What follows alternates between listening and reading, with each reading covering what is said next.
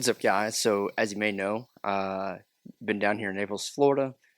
We just went through Hurricane Ian last week, and I just wanted to kind of give an update on the entire situation here. Now, the day after the storm, my brother and I we rode up to Fort Myers and Cape Coral, took a look at the damage, got a lot of footage. I'll be putting that up. It's incredible. Look, Cape Coral and Fort Myers have just been absolutely decimated. We didn't go north up to Port Charlotte, so I didn't see that, but I know that they've been hit extremely hard as well. As far as Naples, also got hit extremely hard, especially by the storm surge. I don't even know what the official storm surge number is, 10 feet, 15 feet, I don't know. But Gulf Shore Boulevard, all along it in Naples, absolutely decimated.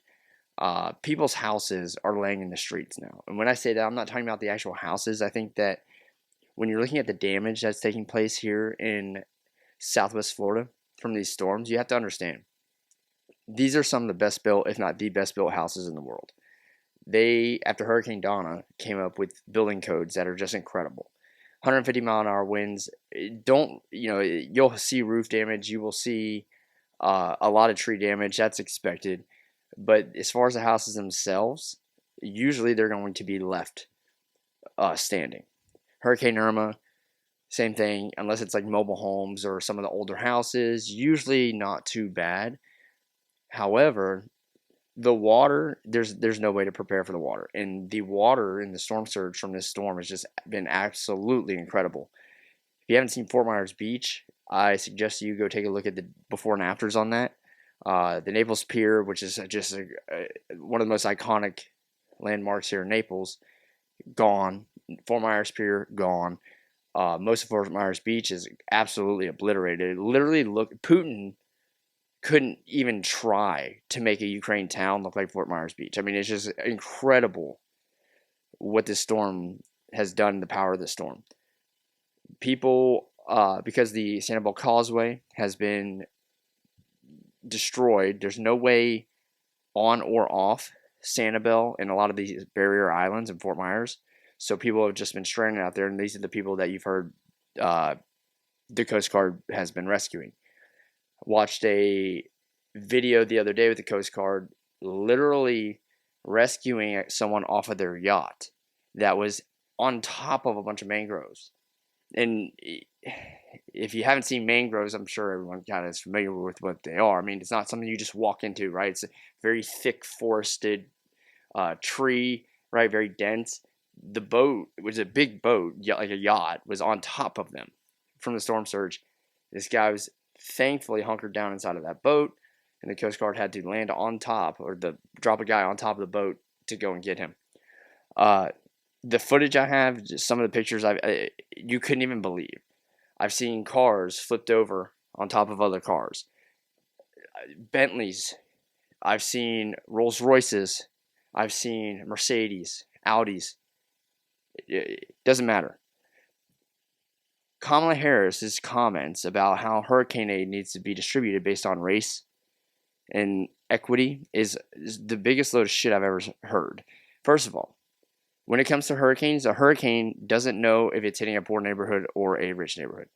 In terms of where the primary damage is with this storm, it's very widespread. And I would say the majority of rich places and neighborhoods from Naples, or actually Marco Island, all the way to Sarasota, have been devastated. More so than even the poorer areas. However, the rich and the poor areas have been hit alike. It doesn't discriminate. I go down Gulf Shore Boulevard in Naples, and again, I have pictures of this. They have put all of their belongings that have just been washed away from the flood out on the street to be collected by the trash. I mean, we're talking about thousands of dollars of furniture just laying in the middle of the road now, waiting to be picked up by the trash. It's all been flooded. People got so much water in their houses, it has floated boats into people's houses. Literally, the problem you're seeing with the storm is boats became projectiles. Cars became projectiles in the water. We have a picture of a $4 or $5 million yacht in Cape Coral in the back of someone's house. It's like a 60, 70-foot yacht. Sailboats, pontoon boats. Sometimes in Fort Myers, we were seeing boats on the roads or on the side of the roads, and you're thinking, you're like, where did this boat even come from? We're not even really near the ocean or the Gulf at this point. We're like 2 miles, 3 miles away. The water got so high and went so far inland that it flooded here in Naples. Thankfully, at where I'm at, we didn't get any flooding. We're a little higher, and we're about 5 miles inland. Everywhere next to us got flooded because there's a canal that runs along Immokalee Road here. All the neighborhoods have never flooded before, ever. Completely underwater. I don't think there's a house in Cape Coral that won't have to be redone inside because of water damage. The water damage will be so extensive here in Southwest Florida. FEMA's going to have a hard time. Just know that. It's going to be a huge bill to pay. Governor DeSantis has been taking a whole lot of heat from the federal government, which is, we expected this because he's a political opponent of the Bidens. He's doing a great job. DeSantis has gotten power up in record time. And I'm not a big Rick Scott fan, but when Hurricane Irma hit, Rick Scott did a great job as well, an incredible job. And DeSantis is kind of following that Rick Scott model. Now, this is way worse than Irma. Irma was a huge storm that had destruction across the entire state. This did kind of the same thing, but as far as the amount of damage this did, Ian did to the Naples to Sarasota area, and Marco Island, sorry, I don't want to throw them out. Marco Island, the Sarasota area, it's incredible, especially along the coast.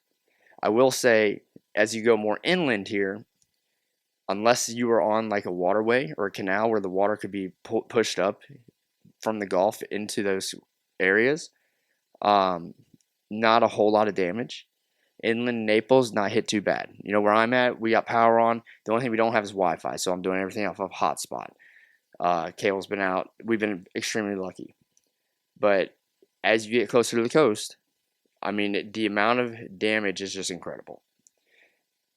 So that's kind of an update on the situation. I'm not sure if Fort Myers has gotten anything done with their water situation. I will say all of their water infrastructure was completely damaged, so they had no drinkable water, hardly any running water, I don't believe. And in Fort Myers Beach or Sanibel or any of those areas, you can just forget about having anything there for a long time, even electricity, anything. It's just absolutely obliterated. It's incredible. Naples, I believe, has gotten the majority of the power back on, and I'm not sure about Port Charlotte. Port Charlotte in Fort Myers, so Charlotte County, Lee County, the hardest hit areas in Collier. North Collier County got hit very hard, devastated. I went over Fort Myers Beach and Captiva and that area there, absolutely obliterated, and then moved north. So you have to understand the northeast side of the hurricane is the strongest side. That is Cape Coral, Punta Gorda, Port Charlotte, that area. And there's been flooding all the way up through the middle of the state and the northeast end of the state as well. All that water in the middle of the state now is draining back down here to Port Charlotte, Bonita Springs. So we're still having issues with flooding, and this is a week after the storm. The death toll, I expect that to keep rising. I think it's at 87 now. A lot of them in Lee County, a lot of them due to drownings. I expect that number to be far higher. I think that there will be people that they don't find, to be honest with you. And I hate to say that. That's sad. But if you saw some of the video of the storm surge, especially in Fort Myers Beach where it got over 15 feet, there's one video that shows it coming in at 15 feet and washing a house away, just floating a house away. Then you will understand why I'm saying that about the death toll. We have been through these storms before. This is the second Category 4 hurricane that has hit this area in 5 years. So 2017 when Irma hit. Then we had Wilma prior to that. Then Charlie prior to that.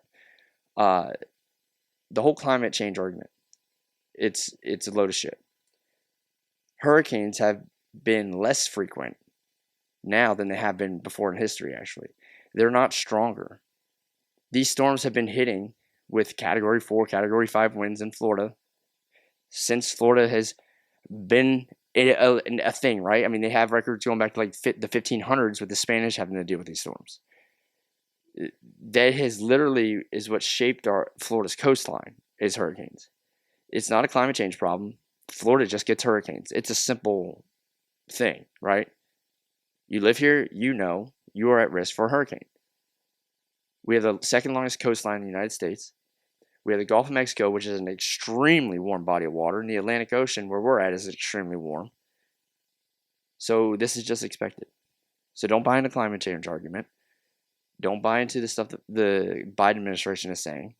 Biden is in Puerto Rico today visiting for Hurricane Fiona, a Category 1 storm. I doubt Biden will even come to Fort Myers Beach. He's not going to come to Collier County. If he does, I'd be shocked. He probably wouldn't be welcomed. And I think he's avoiding DeSantis. So, don't buy a lot of stuff the media is telling you. However, they are not overstating how bad the situation is. It is a very bad situation. In fact, I think they're kind of understating it in some ways.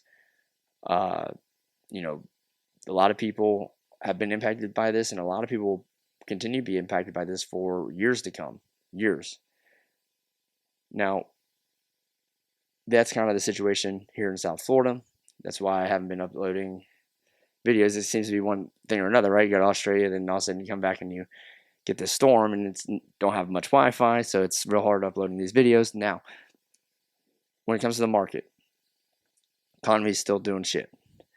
Stock market is way down. I've addressed these things.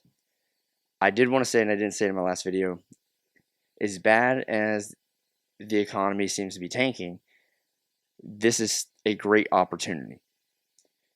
When you go back to 2020 and the market plummets, how many people were sitting there, and I said this then, right? Oh, man, I wish I would have invested at the bottom of the market. Are we at the bottom? I don't know. However, the stock market is down well over 20%.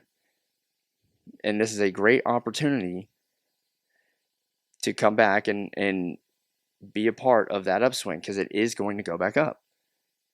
Unless you have a nuclear war, which is a whole topic for a different day, it's going to come back. And, you need to take advantage of the opportunities.